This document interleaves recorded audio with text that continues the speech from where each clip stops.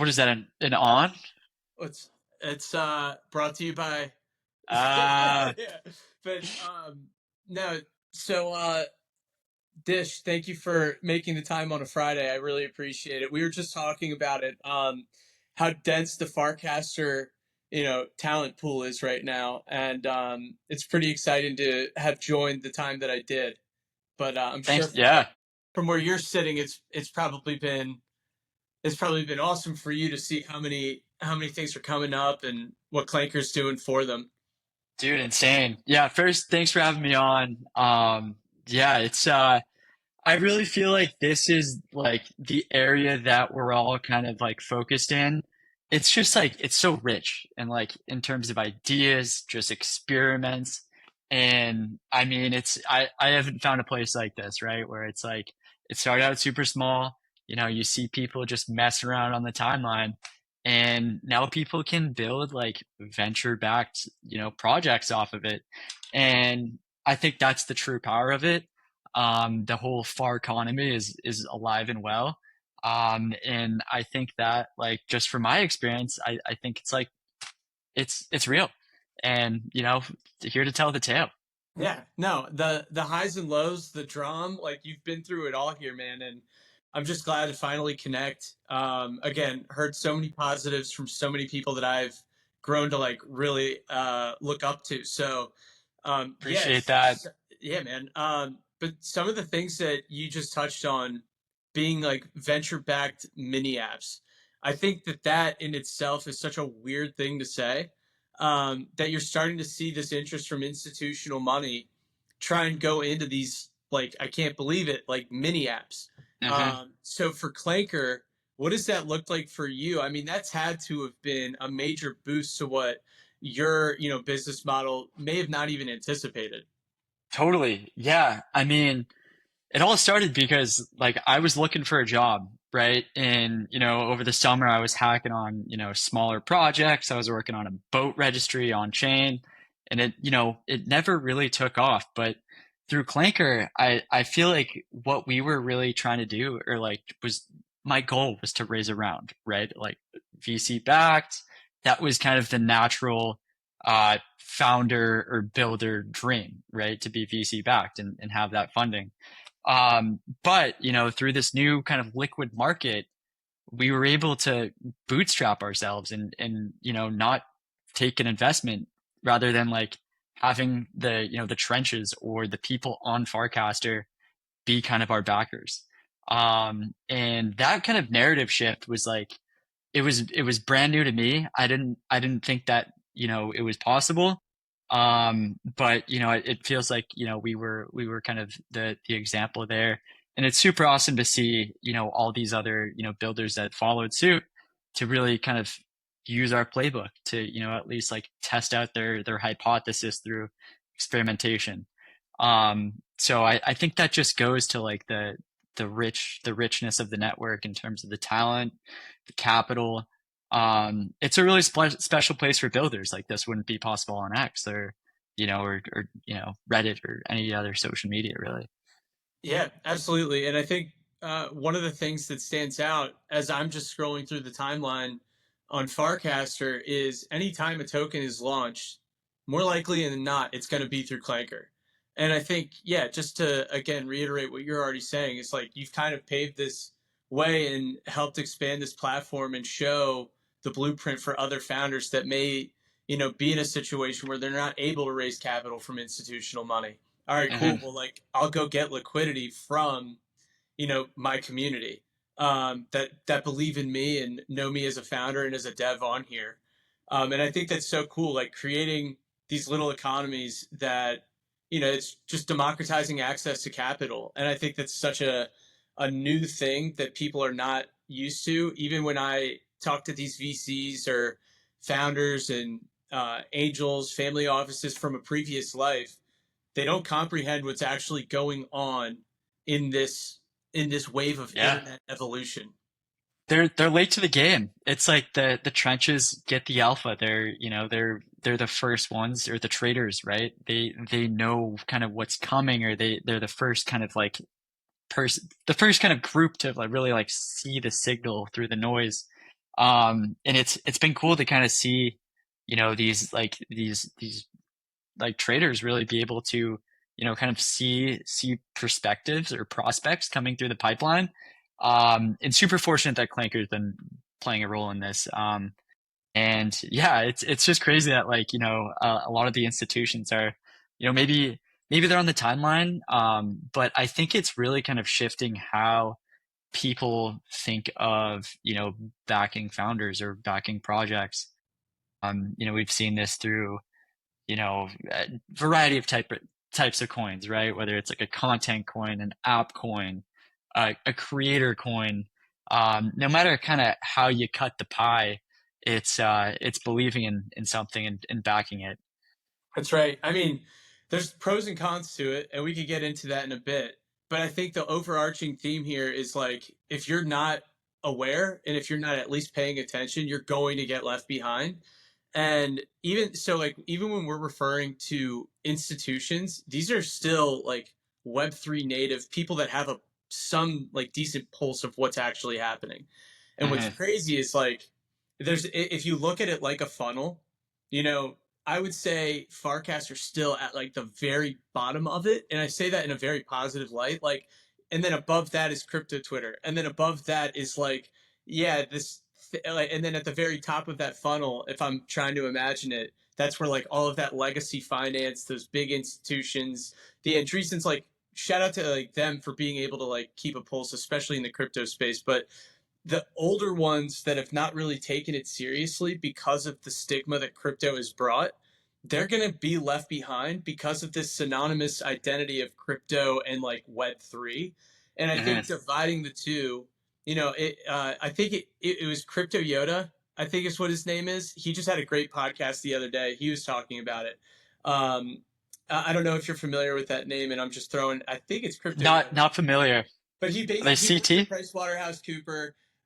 He was in charge of their blockchain tech, and then he started to really find this like he started to see this like distinction between crypto and Web3, where like crypto is the pump and dump, and Web3 is the infrastructure, the development, the evolution of the internet as we know it. And I'm too smooth brained compared to like what this guy was articulating, but no, it's just really cool that all of that Clanker fits into that development and that evolution of not only how the technology's operating. I mean, even the bot itself, where it's so seamless. Where if I wanted to start a coin right now, it's 2 clicks. I mean, to Hmm. get access to liquidity, that is something like if I'm trying to explain this to like a family office of Gen Xers or Boomers, they're like, What are you talking about?" Like, Yeah. like you know what I mean? So I think what again, not to just immediately start glazing. I just think it's really special what you guys have created, and hopefully today like we're going to be able to discuss what the future looks like for Clanker, what iterations you're going to be. I mean, not too much alpha, but just to get an idea of what's to come from Clanker as well. Yeah, sure, sure. Happy to share kind of, where we're going in the future. And I think it really is just it kind of boils down to these liquid attention markets. And we want to make this as flexible as possible. I think the beauty of Clanker and kind of like how it's caught on is that, these people trust these tokens, right? They're all primarily deployed with the same configuration. Maybe the name, symbol, image changes, but the deployment method is trusted, right? Like they know what they're deploying. We previously did pre-sales. We're bringing that back with V4. Vaulting is with V3.1, which we've seen as a huge unlock for these app coins or anyone that's really looking just to whether it's an airdrop or things like that to set aside some portion for some whether it's a community unlock for a creator to have them own a share of the pie. We're bringing back pre-sales with V4. We're coming up with airdrops too. This has been we've seen a lot of very novel use cases. Most recently with the Pro coin. Shout out MJC. That was a really cool kind of like social catalyst where they use that quote cast to spread the word about it. With that Pro subscription, and MJC had a really cool V4 hook, which was basically you can't sell until there's 500 holders of this Yeah. token. Um, so it was cool to see kind of this speculation come in, kind of like boost volume, and then by the time that like a lot of people claimed, this coin was performing very well in such a short amount of time. That was very well done, and I'm really excited to see what's possible with V4. Um, our V4 will include Uniswap V4. We're coming up with this idea of Clanker extensions, and these are basically an allow listed set of V4 hooks that people can deploy with. They can build around Clanker on the contract level with these hooks to enable things like that permissioned selling. And would this And all be automated? Is that the goal of V4 to be able to put some, code or sorry, I'm not a technical guy. no, yeah, totally, Uh, you're good. but yeah, basically like the way that I'm looking at it and not to shoot myself in the foot, but for something like Startup Radar where my goal and my effort is to engage the community but then reward the community for their engagement, right? And just kind of have this self-perpetuating thing where let's say they find a really cool project that's being built on Farcaster or somewhere in Web3 that they're really passionate about. If they drop that in the channel, I would love to have a token where it's automatically like, I don't know what the validation and attestation process would be like to consider that a quality and not duplicate it and not try and bot the system, but like reward them. If they're doing that work and bringing something valuable to the community, reward it. You know what I mean? So Totally. is that Yeah. something that you're considering for as you guys scale up? I think that what we're focusing on is really having the most flexible token deployment methods while capturing the max revenue for the creators, especially in times of high volatility. This is something that we've kind of just been ideating on, perfecting on our side. I think that there's a lot of that, like the reward mechanisms. I think Noise is a perfect example of this, right? Absolutely. You have a project coin or whatever type of token is out there, you can now kind of like just micro tip through micro transactions to reward quality content. And I think this, amps too, and all of these tipping mechanisms here are really kind of like they're like ongoing airdrops, which is pretty sick to see out in like the Like social feed, micro especially. airdrops, it's crazy. Yeah. Yeah, yeah. So we're coming up with airdrops, things like this for that TGE moment. Um, I'm really excited to see what else is going to come in terms of like whether it's the pre-deployment. I think that things like whether it's the criteria for this airdrop or tokenized communities, things like that are super cool. That's on the pre-deployment side. Post-deployment, things like noise, betterment, where you can like reward your Shout out to users for Betterment. shout Yeah. out to Betterment, Toady. There's like so many ways that you can just naturally attract, whether it's, users, retention through daily activities, or, getting feedback from your product through, these reward mechanics are super cool to see, and I don't think this was a thing, 2 months ago, maybe 3 months ago. No shot. No Yeah. shot. And one of the things, Jack, that I think is really special that you have addressed that, and Solana being added on to Farcaster, I think they're going to start learning how to take notes from the base community. And I mean, look, this is just from an outsider looking in. If I were to compare the two, they're very similar and they're competing very well against each other.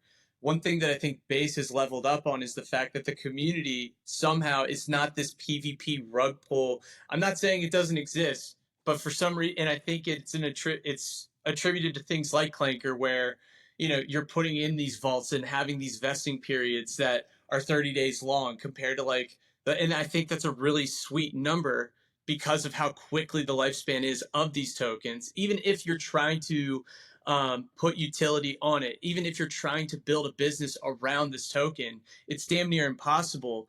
And it was, I came from being a Solana maxi, introduced to Farcaster, and I'm like, I don't even know what I was doing over there. And, so it's really cool to see the thought go into protecting not only retail and the person holding that token, but at the same time, the reputation of these developers. Totally. Yeah. I've kind of on the contrary, I haven't really interacted with Solana that much. Kind of like a, EVM. I'm not great at Solidity. We've got Lily and Carter there, absolutely beasts at it, but, kind of know my way around enough. And I think for me, the differentiating factor is the developer ecosystem on base specifically. I again, like maybe it's just because I'm not super familiar with like the Solana developer ecosystem, but I feel like that's the competitive edge, when it comes to base Solana. I think base lacks in, total volume, compared to, Solana. But, I think it's just, it's they're factions, I think, and not in like a not in a, I don't know. I wouldn't competitor rival, I'm not sure. But at least for us, we've found that the EVM is nice, and I like to see it where you can have these. I think like QR, right? Great example. You launch a token, and developers are easy like can easily integrate their own contracts with these tokens. I think that is super powerful in itself. I really haven't seen, and one thing that like I'm kind of looking forward to is a governance model for, I feel like DAOs haven't been around for a few years, but, I think that's kind of my prediction that they'll make a comeback in some form, as these, token factions are out there, or subcultures or things like that where they have a shared goal and are working towards it. So that's kind of where I think it's going. But at the same time, right, like kind of going back to like that trust mechanic.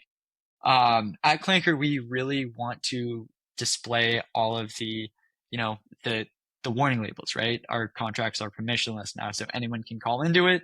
We have safeguards in place. But as we offer these more flexible token deployment mechanics, we want to make sure that these traders have the full context.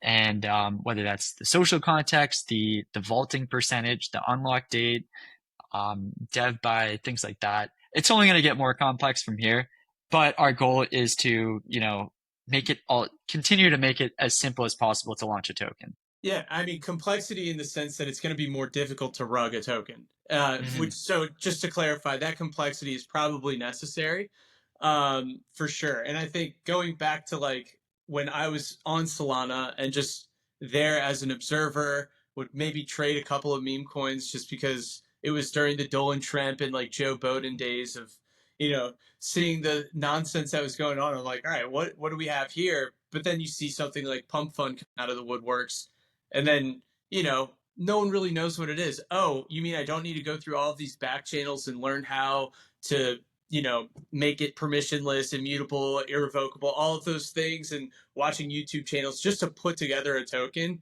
So taking that complexity, simplifying it was awesome. But then also with that, there were so many unknowns that were going on with it that people found advantage of that right away. But for you all to be able to put some guardrails on and allow it to be a more seamless but enjoyable experience, not only for creating but also interacting as as like retail, is really encouraging to see. But yeah, so anyway, going back, I would love to learn more about you mentioned creating the tokenization of boat slips. Where did that? Yeah. How did you? So is that really what got you engaged with this and what then became Clanker? Is that I the kind of, I quit my job last summer just because I was like, you know what? If I'm ever gonna build something, like now is the time. Like, don't have kids, kind of have that flexibility. And I just took the leap of faith. I was like, you know what? I'm gonna try and do something here. I tried to build like a different like project every week just to see what would catch on, what people wanted. The on-chain boat registry was really cool. That was like kind of my passion project. I love boating in the summer. Boston's, we got 3 months of good weather a whole year, so try and maximize that. And I figured I would kind of try and tie my hobbies with my passion together. And I found out that no one gives a shit. Like that's just like The old heads that have boats are generally don't care about blockchain. I would try and like pitch it to like harbor masters or, get people's feedback. And, these people, are, they just know how to like use email or like, let alone log in and, create an account, send a transaction. So, that was definitely one of the things where I was like, oh, but at the same time, I still think that there's a future where like on-chain assets are a thing. But yeah, no, basically it was just like hacking around and yeah, basically just we were just kind of like messing around and started the bot was originally supposed to be like a rogue agent that kind of like would deploy a token and then like burn its private keys and then it's all goes crazy and it was a lot of entertainment. We put a lot from like Ethernet, having it be like that influencer, like an agent influencer. But what I did is I just built the basic functionality, which is like take a cast, take that input and produce a token. And it just kind of like became a token launcher. So yeah.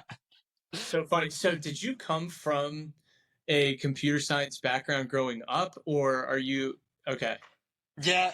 I studied computer science in college at Santa Clara, kind of went to the Bay Area because I wanted to be, I figured that was at the time the best place to be in tech, the Bay Area, Silicon Valley.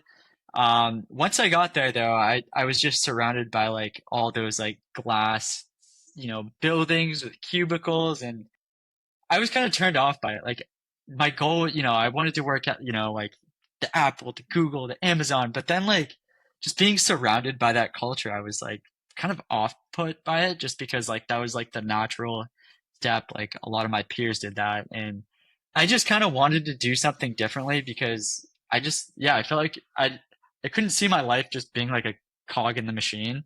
So yeah, I got into startups there, bounced around at a few different startups.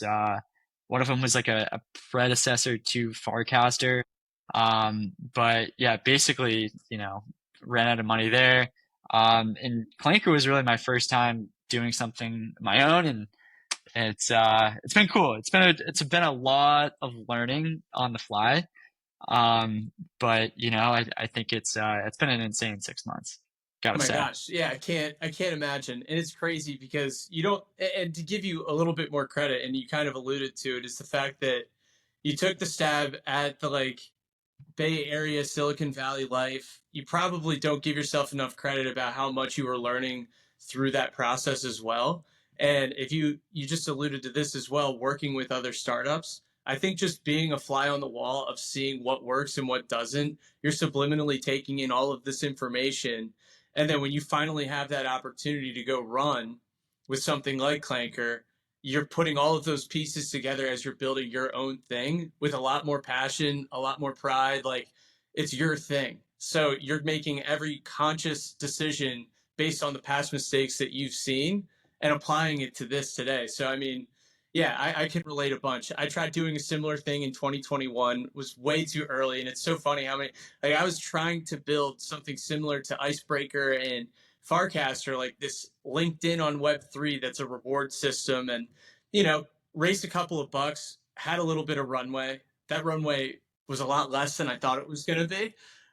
So had to sunset it, go work in the startup and just hack it, just trying to make connections, be a part of something. And I think from all of those pieces that you learn, you're able to like not only build something yourself, but help others that are also in the process, which is super rewarding. Um, Totally. so Yeah, it's yeah, like you kind of like pick up these things like how to be taking the best attributes of like, the previous experiences, like, what learnings and how do I want to, be that type of like leader or how do I want my, the ideal startup to be? There's pros and cons of everything. And I think that like it's I it's funny because I put out like an article like at the end of the summer, like pre-Clanker, I was like, I don't want to be a founder anymore. Like I want to be, an employee at a high functioning company. I thought I quit my job because thought I wanted to be a founder, but it turns out I don't want to do it. And then Clanker hit, and I was like, all right, well, you know what? I was literally like, I gave up on that goal because I thought I didn't want to do it. I thought I couldn't do it really. I'd not really think it, but like, I was just like, a technical person. I don't know if I'm, cut out for this, but I think it really was just like, I think it comes down to like timing, really. Like your venture with like, on-chain LinkedIn. I think that's like, it's just the time and the place. You could be too early, like my on-chain boat registry. Maybe one day it'll hit, but like, if I were going to continue to do that, like, it just wouldn't, you know, it's like trying to force a piece that's like not quite there. And I think Clanker is like a great example of like, just shipping something super simple and seeing if it sticks. And if it didn't stick, like I would be, probably working at another startup or, but, I think it's just like the timing of it, I think it was like right around the election. So the market was changing. People were like kind of, willing to take more, crypto focused, paths. And yeah, honestly, I think like luck, timing, I think like the hard work is like the stuff that's not shown. Like I built it in like 5 days. It wasn't like a polished product, but the past summer of like building quickly and iterating, I think paid off A lot of where, sleepless yeah. nights, a lot of just like not leaving the apartment, not, Yep. not seeing anybody for a while. And the couple of things that stand out, it's the like square peg, round hole thing that everyone always says. Going back to the boat, registry thing, why wouldn't that work? It was just a little too early. And I think, it's one of those things that I keep going back to, which is, and I think we were talking about this a little bit earlier, like Web3, I think the minute that we decide as a collective to just stop siloing ourselves and stop making it like Web3 or dApps, or those are things that are confusing that I think are deterring us from scaling up. Again, these are just my thoughts. I could be No, wrong. totally. Yeah, I think it's like the education part too is like such a big thing that's lacking. Not in the sense it's just like the onboarding or like not. I feel like Privy's basically handled that. You see that with Banker, right? Like just you can claim your fees to the terminal, perfect. You don't need to manage any like private keys, things like that. So I think the onboarding's there, but I really think that the biggest hurdle right now is the education. Like even me, when it's like, oh, like why should you launch a Clanker? It's like, oh, you can generate revenue off attention. But it's like, what's the revenue? People are like, oh, it's like, it's shit coins and like, but they can potentially have value and things like that. It's just, yeah, I feel like it's like we're still early, honestly. I feel like it's like there still hasn't been that like click with, at least like my social circle around me is like, I still don't get it. And it's not even that it's hard to use, it's hard to understand. And I think that like that's the biggest kind of barrier. Um, you know, maybe like, policy too, but Sure. um And that truly the makes Wild sense. West. It is, and I think that's the exciting part about it. And as we, it's kind of sticking to theme, the complexity and simplifying it. When you have things that are floating around, the terminology that floats around, the minute that they hear, and they being the normies, the minute that they hear crypto Web3, they immediately think, because of what they see on the media, those that don't understand legacy media, whether it's a threat or just sheer ignorance, they're putting this energy out there and this philosophy out there that's tied to it, which is negative, right? Like they don't see the positive that's in it. And just like the Wild West, there was a lot of shady stuff that was going on as people were searching for gold out west. For And sure. it did. And those that stuck out were rewarded. Some not, but some did massively. And I think we're seeing a similar shift um, in this era of like this information era. If you apply yourself to learn, you're going to be rewarded.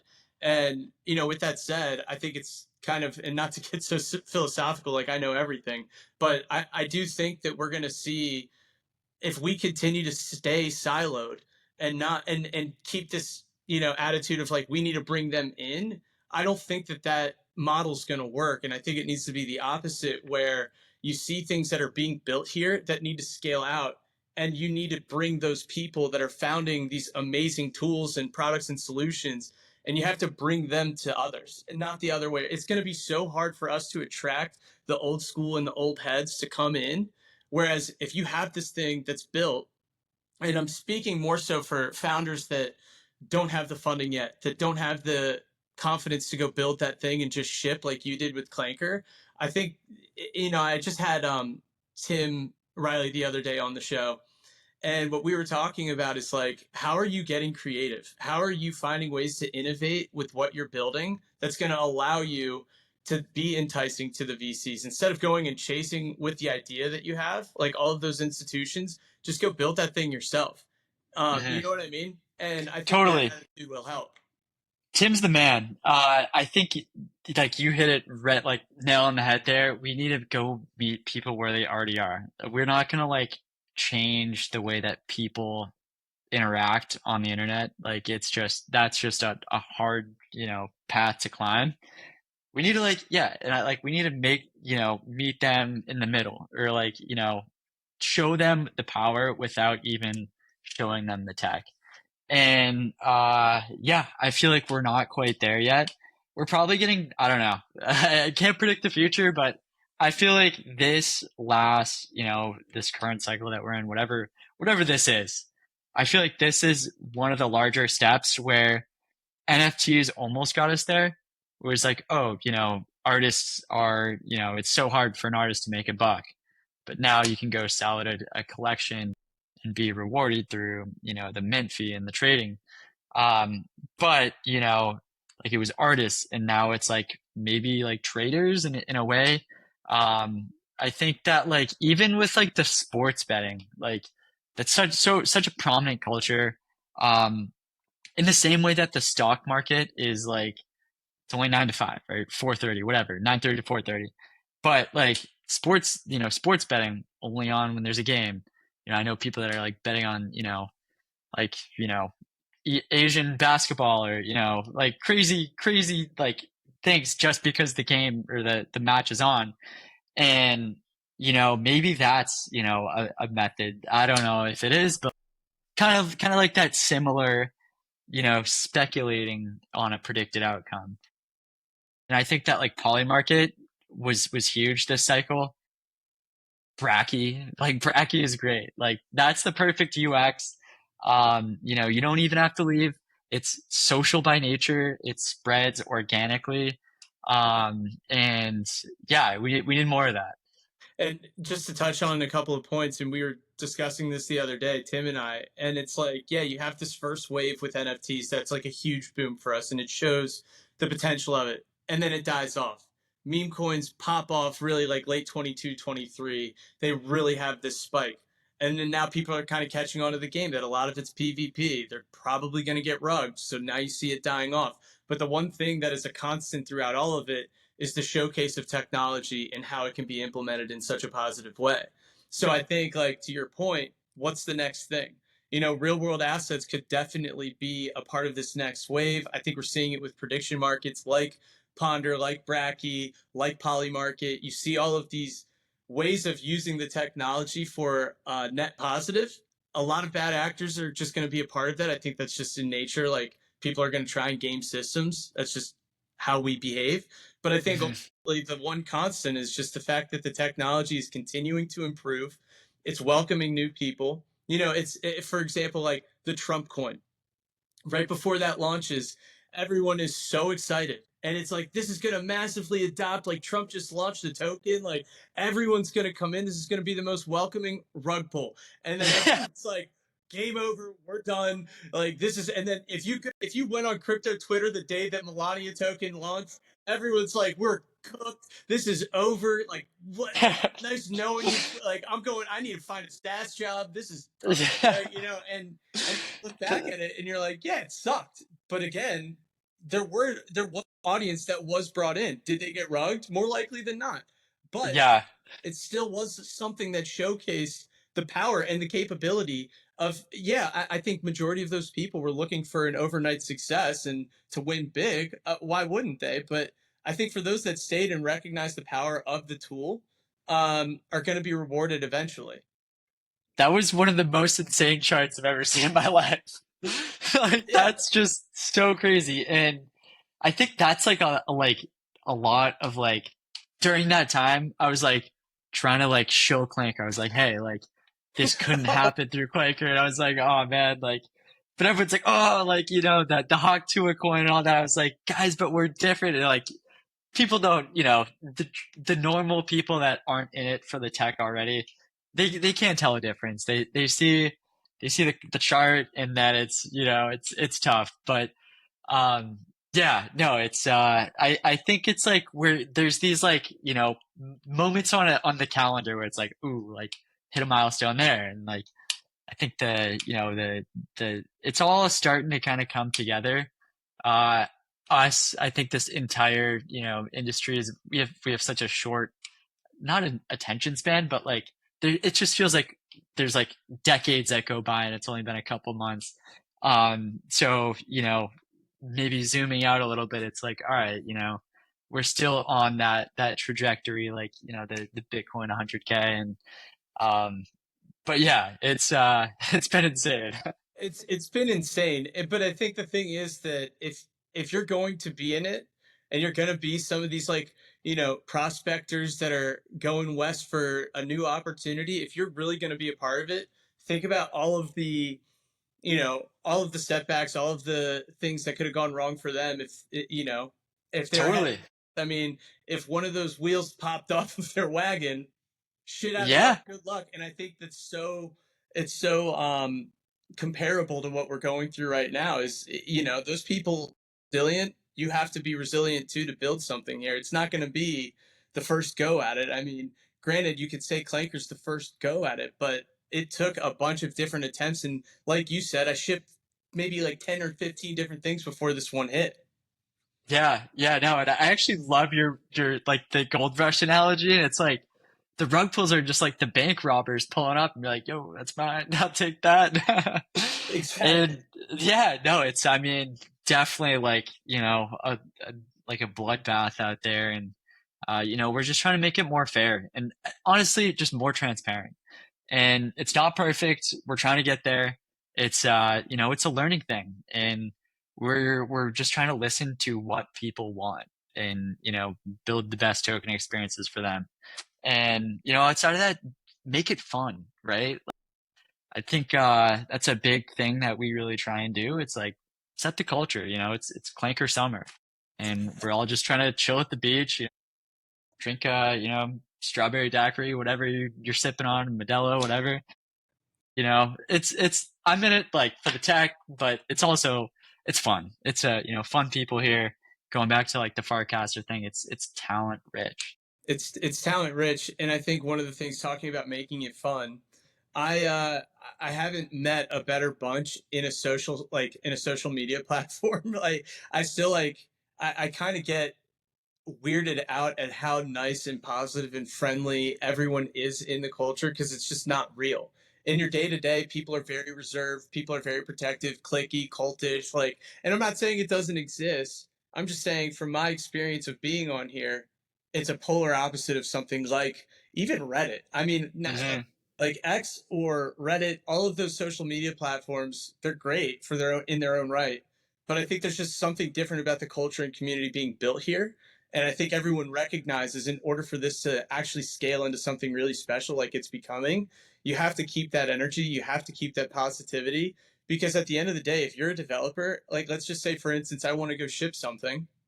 If I'm out there like being a dick or shit posting or just causing like a riff, no one's going to want to really like buy into whatever I'm building. So Yep, so true. Yeah, I mean, yeah, CT was yeah, it's a mess out there, but I think that like yeah, I mean, I'm just a big fan of Farcaster because like it's just easier. Like if we were gonna build this on X, A, wouldn't be possible at the start because no embedded wallets. B, Nanon makes it super easy for webhooks, whereas if we're gonna do this on X, 50K a month. To me, that's insane. And it's just like it makes it easy to ship shit. So absolutely. And I mean, that's what's so cool about this is it's like, what attracted me to in the blockchain, what attracted me to being a part of this in the first place was the fact that all it was advocating for, this is, Bitcoin, Ethereum days, 2016-ish, when I really started to pay attention. It was about making it decentralized, and I think that still you're seeing some networks that claim to be but aren't. But also democratizing access, and I think that that is something that Farcaster is really priding itself on, and may like slip through the cracks of what it should be recognized for. Is you have people from across the world, that you don't need to be in Silicon Valley. You don't need to be in the Bay Area to go ship something that's really cool. You don't need to be VC backed. If you have an idea with Nanar and Farcaster Social Graph, like you can just ship it. Like you keep saying, you can just ship stuff without ever, having to think about the 50K that you need to raise just from a friends and family around and go beg mom, dad, uncle, whoever, just for like just can I get a couple of schmeckles here? Like they don't you don't need to do that today. If you Yeah. if you build an audience, if you talk about your stuff, it's inevitably going to get picked up. People, this is what's so cool. For better or worse, people on Farcaster are listening. Whether you have 10 followers, 10,000, 100,000 followers, I know there's developments and things that they want to iterate about the algorithm to make sure that like they're doing a better job of that, which I applaud. But I really do think if you are busting your ass on there, you can, for developers, like you can build an audience, especially if you're putting out good content. If you want, excuse me, if you want to fill like a lane, if you want to find a lane and just talk about sports and you just keep consistently talking about that passion, people are going to attract to that. A community can be developed on that, even if they're not interested. So, like Bracky, for example, a lot of the people in that group chat have never paid attention to the NBA, have never paid attention to golf. But because of the audience that Tim and Max and John have built, people are attracted to that and people want to like be a part of that community. And then the second piece is, oh well, this is the aspect that we're really focused on. Great. I'll So it's more like community first, cool people that are built like that want to build and want to bring people together. Great. What is it that you're like trying to attract us to? So that part of it comes second. Whereas like if you're trying to build something, and again, correct me if I'm wrong here, but like if you're trying to build something and get that institutional attention, you have to have the like idea first, not the community. So Yep. If you build it, they will come. Feel the dreams. Farcaster, that should be your slogan right there. Because it's true. Like you'll know like people will take notice of hard work, dedication, continuous shipping. Like and it's not like in like an overbearing way. You just share like what's on your mind. If I see that you're building a cool Farcaster project, not even a Clanker, but just like a general project, like I will interact. And mini apps makes it so easy for that. You don't even have to leave the page. So, yeah, it's just like, imagine like a pitch deck, right? Like you don't even have to have a pitch deck to, raise your first couple which bucks. is crazy. Which is Yeah. crazy. I don't think like for people that don't understand that, building a pitch deck is the most tedious like grind. And then especially when you let's say you are fortunate enough to have a mentor or a strategic advisor that is affiliated with these family offices or VCs, and you're able to pick their brain, the amount of times that they're going to correct and say they don't like something, and then you go to another one for a second opinion, they'll say that one thing that they told you to correct is actually what they want. So trying to like cater to these, like you can't please everyone, and instead you're just like just throwing that to the curb, and you're just building your product. And then to your point, if you build it, they're going to come, and you see that so often on Farcaster for things that are so minuscule. Like even if you're minting, like there's one that came out for all of the people that got pro, for the people Mhm. that didn't, I forget who it was, and shout out to Yeah. I The anti. yeah, like Yeah. even something so simple like Permissionless. yeah, dude, it's the things that are being built are so creative, so nuanced, but also like anyone can do it, right? Yeah. So yeah, I mean, I I, couldn't be more excited. it's like people, I mean, it's like it's almost the opposite now, right? Where like before you would do a pitch deck, you would raise funds, you would ship. Now it's you ship, you raise funds, and then I don't even think you need a pitch deck, but like maybe maybe that's the route you go. like you get traction, maybe then you can take whatever investors, things like that, you know, distribute or like, grow. And so that's kind of I didn't even think about it until right now. That's pretty cool. But I think the thing that you just touched on, and even for what's happening with Clanker, is like, and I don't know, and tell me if I'm wrong, but I think you said it earlier. You didn't go and raise money for Clanker to get this thing launched, No, and no. that I think was is what's so special about this ecosystem that's being built. Is like, you're finding opportunity, you're finding ways to be innovative, you're finding ways to be um, creative, and find ways to like use money in a way that if you did, let's just say you did somehow by miracle raise 5 million for your seed round or whatever, you're now sitting with a bucket of $5 million. Yeah, you can go hire your dev team, but now like you've got this pool of money. Do I know as a first time founder how to allocate this money, how to like do it in a way that's going to keep the lights on for a long time? Instead, you're now finding a way to build with the limited resources you have. So, in a way, you're teaching yourself as a founder to be resourceful, and you know the power of the dollar even more so than you would have if you did get that pool of money. And the best part yet is the fact that you didn't do it with a single dollar from anyone else. So now that you have this product, you are generating revenue, you are building a model that is scalable, that is then making all of these VCs and people be like begging to get on your cap table, right? Yep. And you can tell, and now all of the power is in your hands as a founder. And I think the thing, and this is the last thing I'll say, and I want your thoughts, but that's telling you as a like whoever's listening to this that is building, that you don't need to go get that money. Go prove to yourself first that you can build a cool app or mini app or whatever, have people test it. You don't even need, you may not even need to raise money anymore. Facts. Yeah. Whereas like before, you would have to get approval. It's like, oh, and there was only a select, amount of people that would, greenlight these ideas, basically giving them money to build it out. Now it's like you don't need anyone's permission to go build whatever you want. And I think that's truly the beauty of it here. And yeah, I think it's gonna unlock so much because like imagine all of the, the projects that weren't funded and because someone was like they didn't see the vision.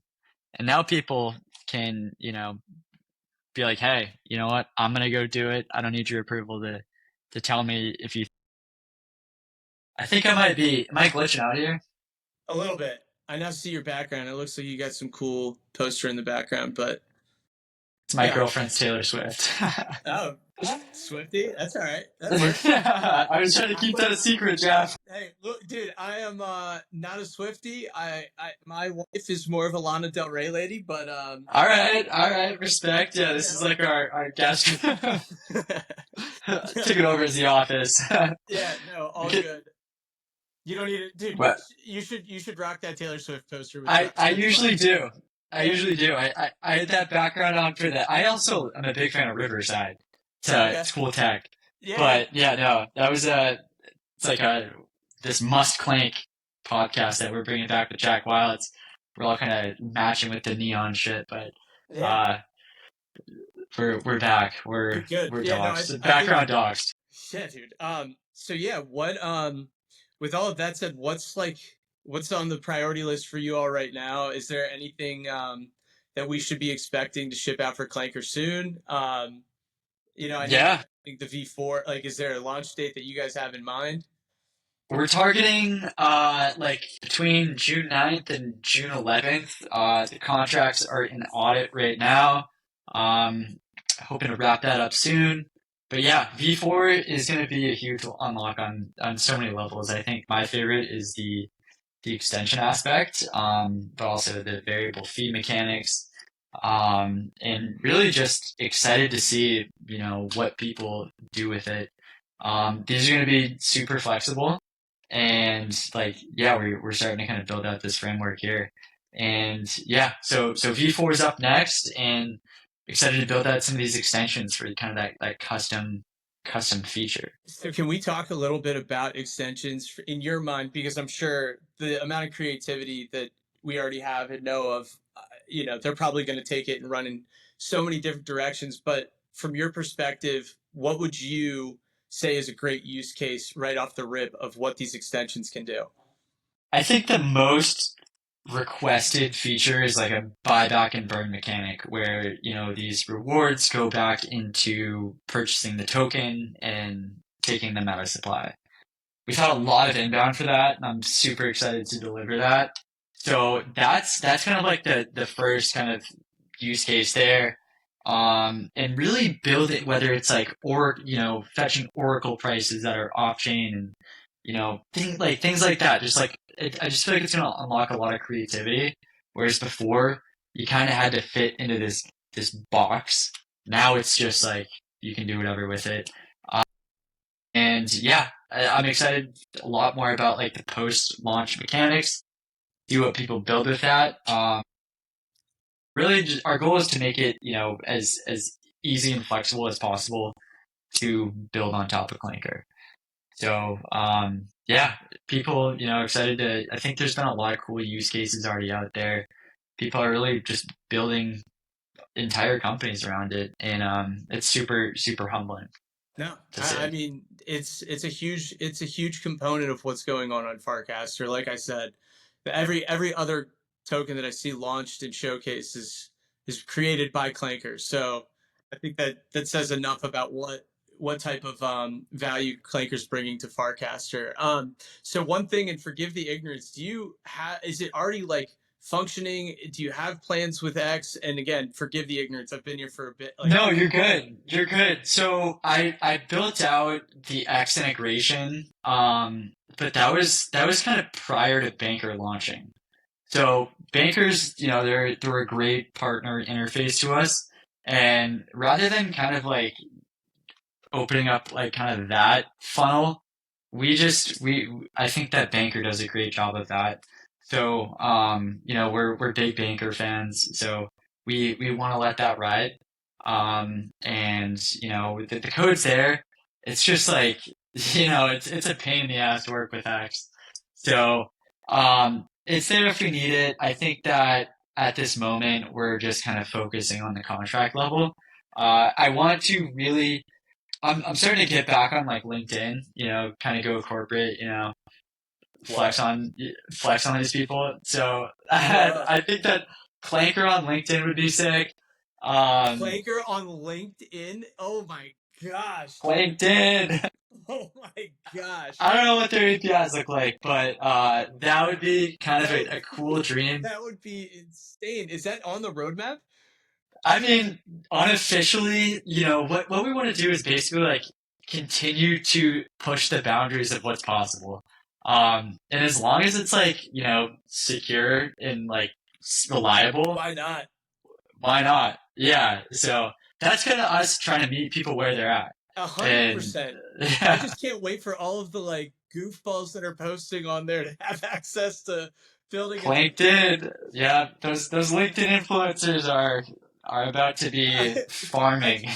dude, I literally tried, like when I first started working at QuickNode, I was like, man, I don't know where to build an audience because I tried on X and like not knowing what I was going to do. I still like transparently have no idea what I'm doing. I'm just trying to like stay in the traffic and trying to just figure out like what sticks for my own like, you know, I don't think network. anyone knows what they're doing though. We're Yeah, just we're yeah. just having fun doing it. Let's be honest, yeah. And so I tried posting on LinkedIn. Fun story. I like just recently like took the stab at posting on LinkedIn just to educate, just be like, let's look at the reality of what Web3 is. Let's look at crypto. This is what you all should be paying attention to for, you know, having a LinkedIn since like freshman year of college, the audience is like I already have like a number of people following me. So I was like, okay, cool, let's try that. I go to a Christmas party back home and a kid that was like 3 or 4 years younger than me at high school just comes up to me and he's the biggest troll. He just comes up to me and he's like, yeah, Jeff, so Bitcoin dude, you're gonna post about fucking Bitcoin. And I was just like, oh man, like I forgot. Like Yeah. I'm not engaging with anything I post, but like he's totally watching it and just being like, "Oh, dude." Like, I'm such an, you know what I mean? Like, so, I've got a college friend's bachelor party next weekend, and I'm just like preparing on what they're gonna say. Like, it's going back to like the Huck Tour shit. They're gonna be like, yeah. oh, but yeah, no, LinkedIn. It's at least it's a little bit more positive than X, but yeah, Yeah, but you know what I'm saying though, right? It's like it's the the people, cringe. yeah, the Yeah. cringe. But the thing is, it's like I was trying to like fit into the cringe and try Hmm. to like appeal to those people in the like only way that I knew how to on LinkedIn, and immediately just like in person, people are like, "You're such a clown, dude."